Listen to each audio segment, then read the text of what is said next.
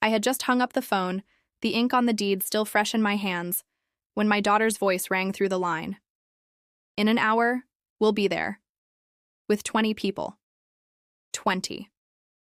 My new country house was supposed to be my quiet retreat, my sanctuary.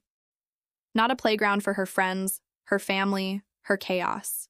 I stared at the walls of the empty house, imagining it filled with noise, mess, and demands I had not signed up for. I had worked my whole life for peace, for dignity. And in one sentence, she threatened to take it all away. If you love real emotional family stories that touch the heart, subscribe to my channel, Grandma Fables, and never miss a story that will leave you thinking, crying, and learning about life. My name is Margaret, though everyone calls me Grandma now. I am 72 years old. I was born in a small town where life moved slowly, but the weight of expectations always pressed heavily. My parents, Henry and Alice, were simple people with strong values. My father believed that discipline was the highest form of love. His hands were calloused from hard labor, and his voice carried authority. My mother was gentle, a quiet soul who tried to soften the edges of my father, a sternness with warmth whenever she could. I grew up understanding that life required patience, sacrifice, and endurance. I was the eldest of 3 children. My brother Thomas was 2 years younger than I, mischievous but bright. My sister Lillian was a delicate child, sensitive to the world in ways that often worried my parents. From an early age, I assumed responsibilities beyond my years. I helped my mother with cooking and cleaning, carried messages to neighbors, and watched my siblings while my parents worked long hours. I learned that the world expected much from girls, that our dreams were secondary to duty, and that love often meant silent sacrifice. I married James at the age of 21. He was kind but restless, always chasing new ventures, never content with ordinary life. We had 2 children, Rebecca, my daughter, and Michael, my son. Raising them was the greatest joy of my life, but it was also a constant test of strength and patience. I poured myself into their lives. I woke before sunrise to prepare their breakfasts, ironed their clothes, and made sure every detail of their day was organized. I stayed awake long after they had fallen asleep, sewing, mending, and planning for their futures. Every decision I made revolved around their well-being. Rebecca inherited my determination and my stubbornness, but she did not inherit my patience. She was ambitious, always seeking more, pushing boundaries, and dreaming in ways that often frightened me. Michael was quiet, reflective, and steady. He still calls me weekly, seeking advice or simply wanting to hear my voice. I love them both fiercely. Yet there is a distance that has grown with time. My sacrifices, my quiet endurance, often go unnoticed or unappreciated. I have accepted this, but it leaves a hollow ache at the center of my heart. Over the years, I discovered small moments for myself. A walk along the river, a quiet afternoon in the park, or reading a book by the window became small rebellions against a life spent giving to others. I dreamed of something larger, something that belonged entirely to me. A house in the countryside, surrounded by trees and quiet roads, where I could walk freely, tend a garden, and watch the sunrise without interruption. A place where I could finally breathe. After decades of saving, careful planning, and self-restraint, I made that dream a reality. I bought a modest country house. It had a small porch, a garden that promised roses and vegetables alike, and windows that welcomed the morning sun. The day I signed the papers, I felt a peace I had never known before. I had fought my entire life for this, my independence, my sanctuary, my place in the world that would be mine and mine alone. But even in my joy, I felt a small ripple of unease. Rebecca called that afternoon, her voice bright and urgent. She did not understand what the house meant to me. She spoke of parties, friends, and visitors, as if my home was not mine but a playground for everyone else. I smiled politely, masking my unease, hoping she would sense the boundaries I needed. I have lived long enough to know that love can be complicated. It can be selfless, but it can also be blind. I love Rebecca and Michael more than anything, but love does not always guarantee understanding. I realized that even as I pursued my dreams, I could not control how others perceived my choices, or how they would act when the world I had built became real. And so, with keys in my hand and the house waiting for me, I prepared for the life I had imagined. I imagined quiet mornings with coffee on the porch, evenings spent tending roses, and nights filled with books and reflection. I believed that this house would finally be mine in every sense, a place where the echoes of past sacrifices could settle into something beautiful, something peaceful. Yet deep down, I felt the stirrings of what was to come. Subtle hints, small questions from Rebecca, minor suggestions that seemed innocent but carried a weight of entitlement. I chose to ignore them at first, choosing hope over suspicion. But even hope cannot protect against those who believe the world owes them everything. This house was supposed to be my sanctuary. Little did I know, it would become the stage for a test of my boundaries, my strength, and the very dignity I had spent a lifetime protecting. It began with small, subtle signs. Rebecca would call in the evenings, her voice casual, almost playful, asking about the house. "Grandma, are you sure you want to be alone out there?" she would ask. "It is a big house. Maybe we should come by, just to keep you company."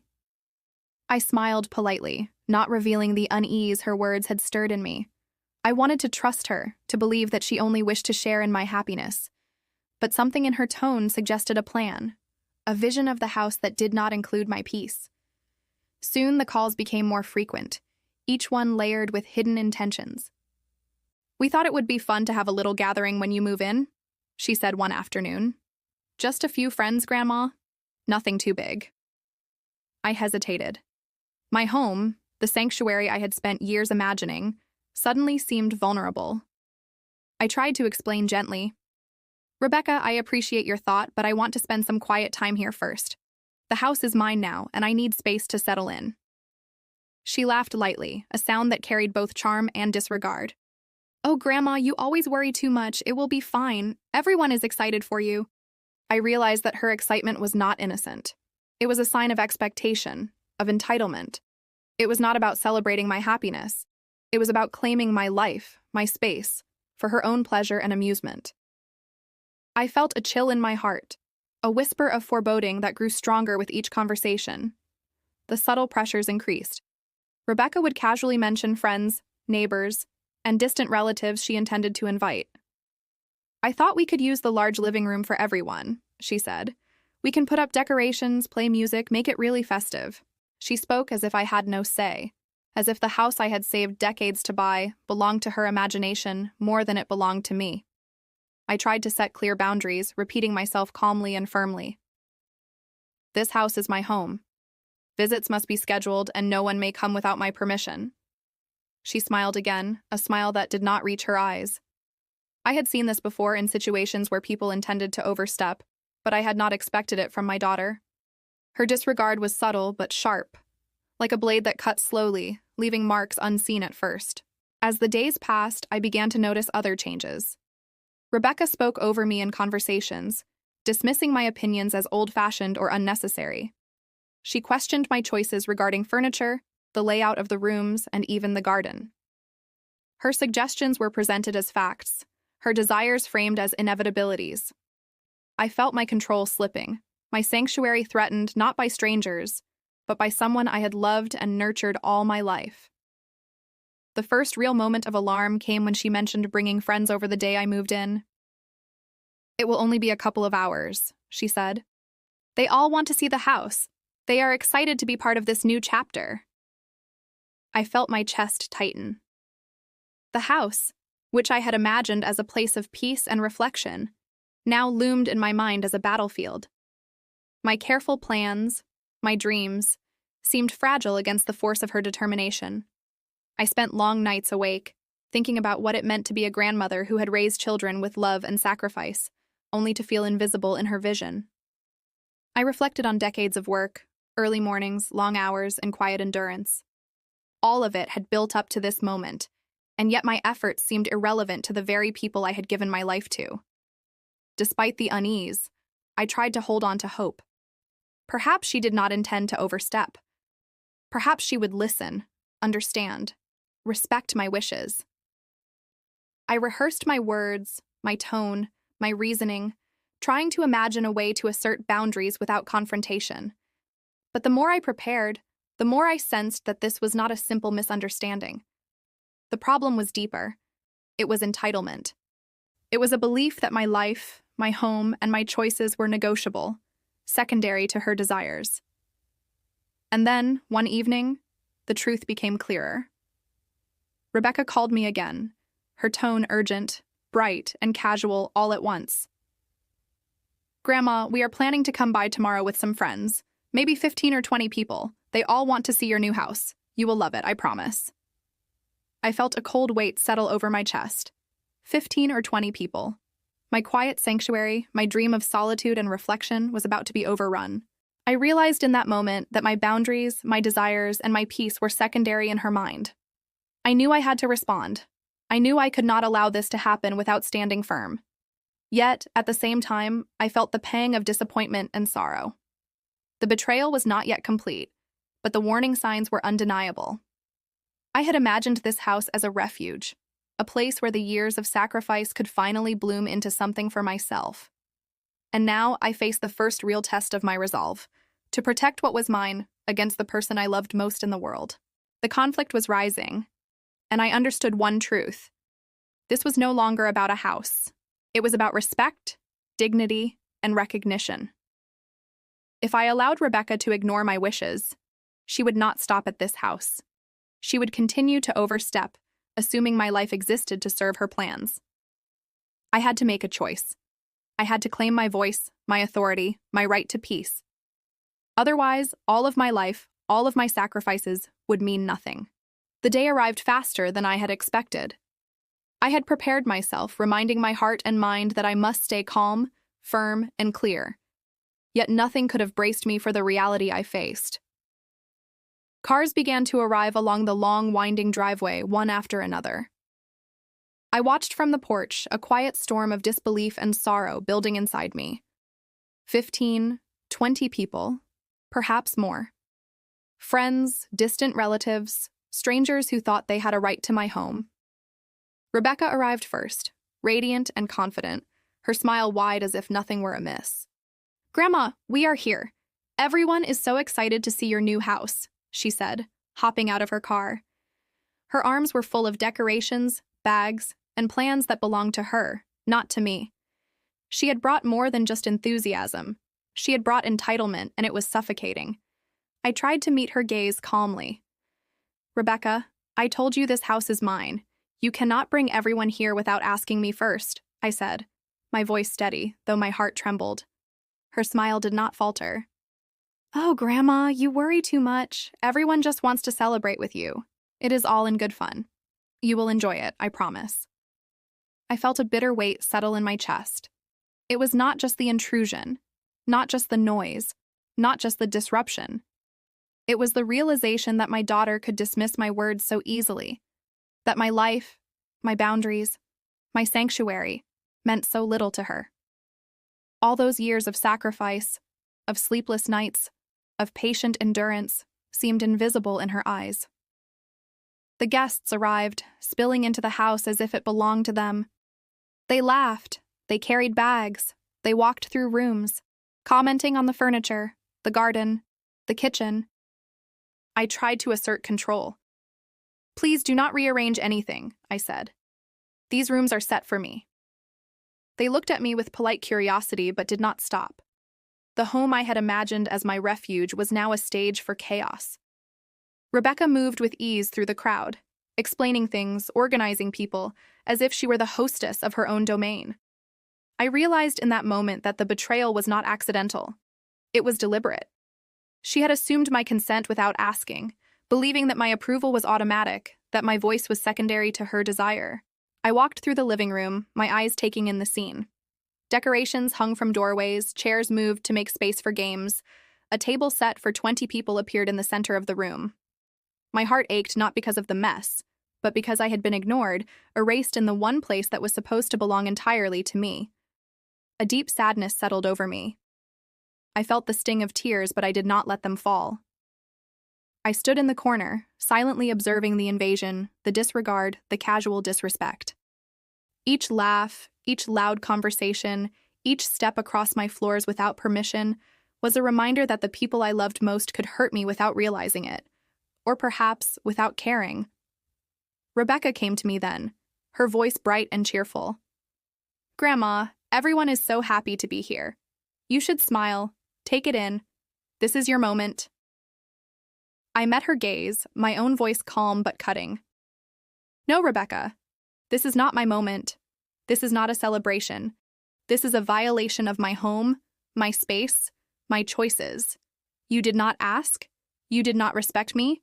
You decided for me, and that is betrayal." For a brief second, I saw the flicker of surprise in her eyes. She had not expected me to speak with such firmness. She had assumed I would bend, as I often had before. She had assumed that love meant submission, that a mother's heart would endure anything without protest. The betrayal cut deeper than I could have anticipated. All those years of sacrifice, of guiding and nurturing, of teaching right from wrong, of protecting and loving unconditionally, felt overshadowed by this moment. She had chosen her desire over my dignity. She had ignored my voice, my wishes, my rights as the homeowner, the matriarch, the woman who had built her life for others, and finally claimed a piece of it for herself. I realized then that this was not just a moment of intrusion. It was a turning point. It was the moment I could no longer allow love alone to dictate my choices. It was the moment I had to see clearly. Affection does not guarantee respect, and closeness does not erase boundaries. The pain was immense, but clarity shone through it. I took a deep breath, trying to steady my shaking hands and my racing heart. I knew I could not undo what had been done, but I could control what came next. I could no longer allow my daughter or anyone else to trample my autonomy. I could no longer pretend that peace would arrive if I waited silently. The betrayal was clear. The pain was raw. But the lesson was unavoidable. The life I had earned, the sanctuary I had dreamed of, required defense, courage, and unwavering resolve. As the laughter, chatter, and chaos filled the rooms, I retreated to the porch. I let the wind brush my face, and I felt the first spark of determination. I would not crumble. I would not beg. I would not apologize for wanting peace. I had been betrayed, and it hurt more than I ever imagined. But that pain would not destroy me. It would awaken me. The day after the invasion, I walked through the house alone. The rooms were quiet now, but the echoes of the previous day lingered, like shadows that refused to leave. Chairs were slightly out of place, decorations forgotten in corners, a faint scent of food still in the air. I ran my fingers along the windowsill and felt the weight of what had happened. The betrayal had not been small. It was not a mistake. It was deliberate. Rebecca had chosen to ignore me. She had chosen to place her desires above my rights, above my peace. I sat in the living room, the house finally still, and I thought about all the years I had given to others. I had poured myself into my children, into their happiness, into their successes. I had stayed up late nights, mended torn clothes, guided them through mistakes, and held my own disappointments close, hidden beneath a gentle smile. And now, after all of that, my autonomy, my sanctuary, my freedom, was being dismissed. The realization hit me like a cold wind. I could no longer rely solely on love or hope for understanding. I had to claim my space, my voice, and my life fully. I began to see the pattern. This was not the first time Rebecca had assumed control. She had made small decisions over the years, disregarding my input, her sense of entitlement growing steadily. I had ignored it, excused it as youthful impatience, but the truth was undeniable.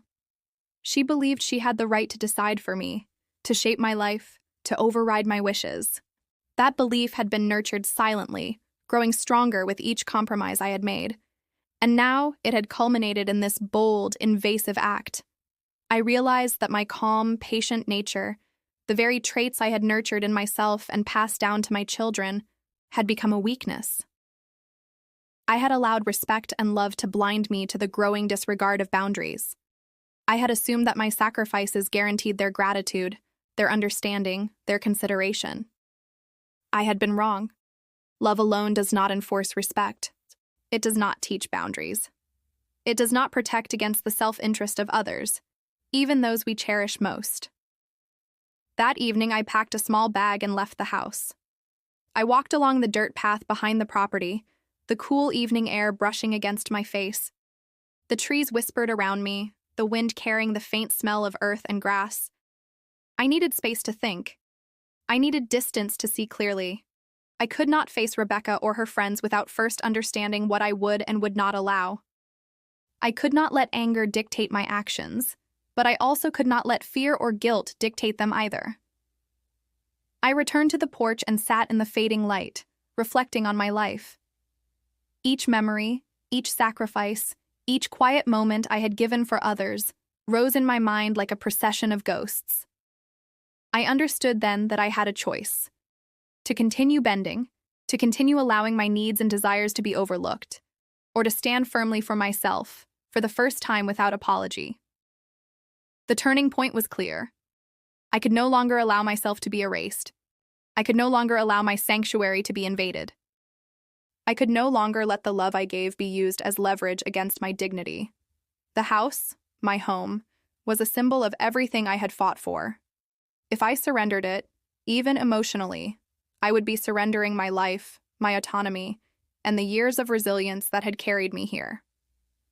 I made a decision. I would not confront Rebecca with anger or bitterness. That would achieve nothing. I would not plead for respect or understanding. That would make me vulnerable again. Instead, I would reclaim my house, my space, and my life through calm, deliberate action. I would show her that boundaries are non-negotiable, that peace is not given, it is claimed. I spent the night planning. I thought about every possible intrusion, every attempt to override my wishes, every subtle form of disregard that Rebecca might attempt. I rehearsed my words, my tone, and the firmness I would need to maintain. I knew this would not be easy. I knew that love alone could no longer guide this situation. I had to rely on clarity, on courage, and on the quiet power that comes from experience and self-respect. By the first light of morning, I felt a sense of resolve I had never felt before.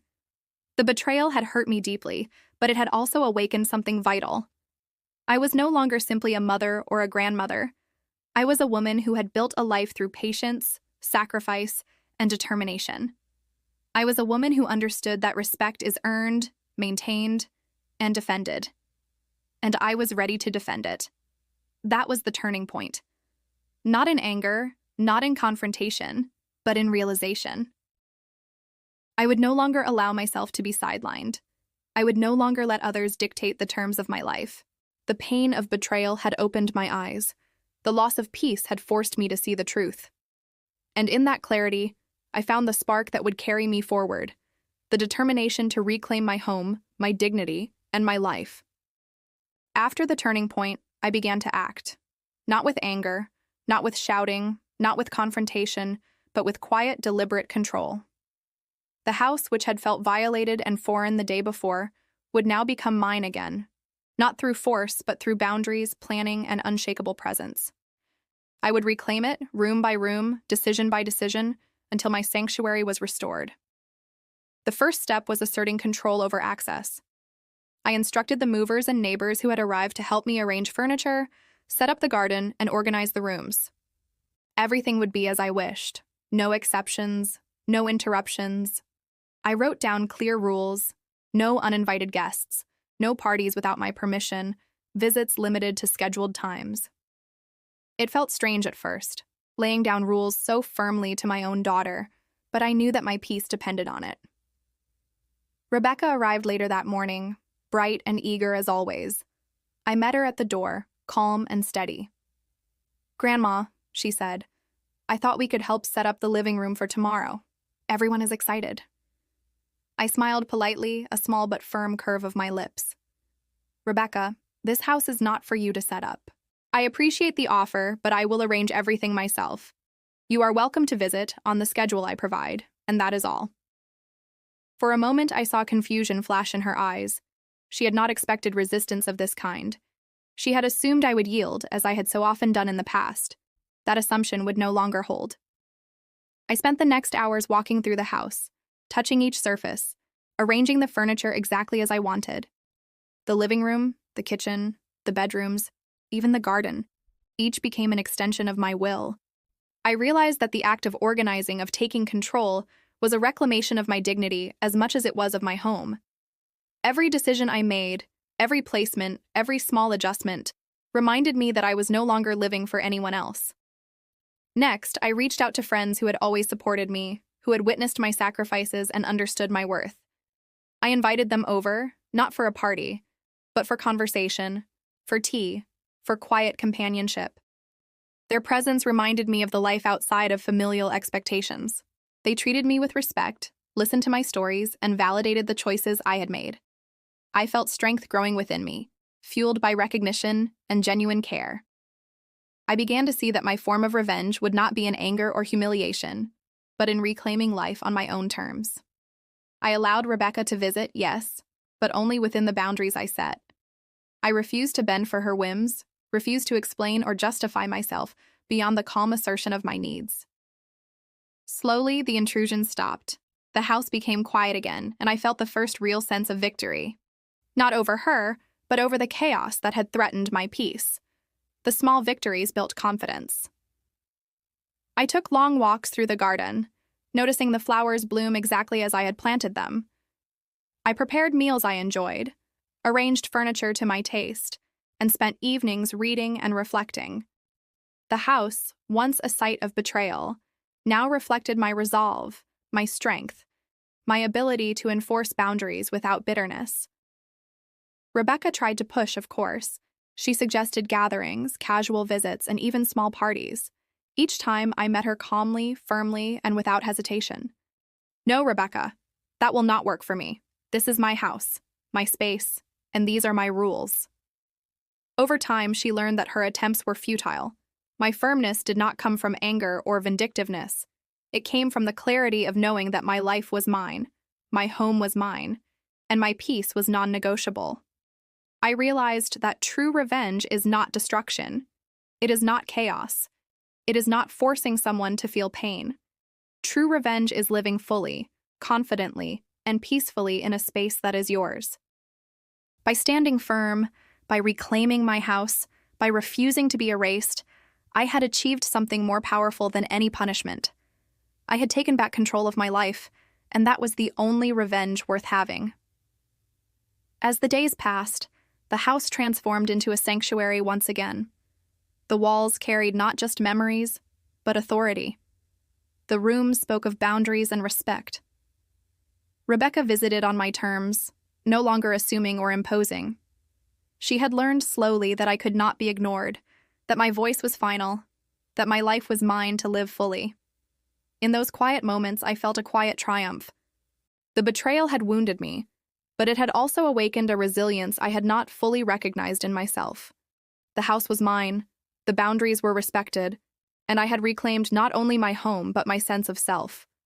I realized that the greatest power comes not from imposing upon others, but from standing firmly in your own truth. The weeks that followed were quiet, but not lonely. For the first time in decades, I felt the weight of obligations lift from my shoulders. My house, once a battleground of subtle conflicts and disregard, became a sanctuary of peace and clarity. Every morning, I walked through the rooms and felt a gentle satisfaction. The furniture, the curtains, the garden, they all reflected my choices, my tastes, my will. The house was no longer just a place. It was a testament to the life I had fought to claim for myself. Rebecca visited occasionally on the terms I set. She arrived with a polite smile, her excitement tempered by the recognition that I would not yield. I spoke with her calmly, guiding our interactions with clarity and firmness. "This is my space, Rebecca," I told her one afternoon as we sat in the sunlit living room. "You are welcome, but you will follow the rules. This is my life, and I will live it as I choose." Her initial resistance faded over time. She began to see that my peace was not negotiable, that my boundaries were real and permanent. It was a lesson she had not expected to learn, and yet, in its own way, it was a gift. She began to treat the house and me with respect, understanding that love does not entitle one to disregard or control. With that clarity, I felt a freedom I had not experienced in years. I walked the garden in the early morning, letting the dew touch my feet. I tended the roses, planted vegetables, and watched the birds nest in the trees I had planted months ago. Each act, each moment, was a reclamation of joy. I realized that the house was no longer just my refuge. It was an extension of my spirit, a place where I could breathe, reflect, and live fully. I began to invite friends over, the people who had always supported me, who had seen my sacrifices and understood my worth. These visits were different from the chaos Rebecca had once brought. They were quiet, meaningful, and nourishing. We drank tea on the porch, shared stories, and laughed in ways that felt like medicine for the soul. I felt seen, understood, and validated. For the first time in decades, I did not feel the need to please anyone or seek approval. I existed fully for myself. Even my daily routines became acts of empowerment. I cooked meals I enjoyed, arranged flowers in the living room, and spent hours reading books I had long postponed. I wrote letters to friends, reflected in my journal, and occasionally sang softly to myself while tending the garden. Every moment was a celebration of autonomy. Every act was a reminder that I had reclaimed my life, my house, and my dignity. The transformation was not just physical, but emotional. I felt lighter, freer, more alive than I had in years. I realized that peace is not simply the absence of conflict, but the presence of control over your own life. I had learned to stand firm, to assert my boundaries, and to protect my sanctuary without bitterness. The betrayal that had once cut so deeply now seemed like a distant shadow, replaced by clarity, strength, and fulfillment. One evening, I sat on the porch, watching the sun dip behind the distant hills. The sky turned shades of pink and gold, and a gentle breeze rustled the leaves. I felt a profound gratitude for the life I had lived, for the lessons I had learned, and for the freedom I had finally claimed. I realized that the greatest victories are not measured in wealth or recognition, but in the quiet assurance that your life belongs to you, fully and without compromise. Rebecca came by that evening as she had agreed to, and we spoke quietly over tea. She apologized, not with tears or shame, but with an acknowledgement of respect. "I understand now, Grandma," she said softly. "This is your house, your life. I should have realized that before." I smiled, the warmth of forgiveness rising within me. I did not need her apology to feel complete, but it was a small reminder that growth and respect could come even after betrayal. As the night settled over the country house, I walked through each room, each corner bathed in the soft glow of the lamps I had chosen. The house was mine, not just by ownership, but by spirit. Every wall, every window, every piece of furniture spoke of autonomy and choice. I had not just survived betrayal, I had transformed it into a lesson of empowerment. For the first time, I felt truly free. Free from expectation, free from intrusion, free from the weight of unacknowledged sacrifices. I had reclaimed my dignity, my space, and my life. I had discovered that peace and happiness are not given. They are claimed, nurtured, and fiercely protected. The house, once a source of tension and conflict, now radiated serenity, strength, and the quiet triumph of a life lived on one's own terms. And in that serenity, I understood the final truth. Freedom does not come from controlling others, nor from revenge. It comes from reclaiming yourself, asserting your boundaries, and living fully in the life you have earned. Life will test you in ways you never expect. Those we love the most can hurt us, and our peace can feel fragile. But true strength is not in avoiding pain. It is in standing firm, reclaiming your life, and living on your own terms. I learned that freedom and dignity are worth more than approval or compromise. If betrayal comes, let it awaken your courage, not your despair. If you want more stories of resilience, life lessons, and emotional journeys, subscribe to my channel, Grandma Fables, and join me in discovering the power of strength, hope, and wisdom.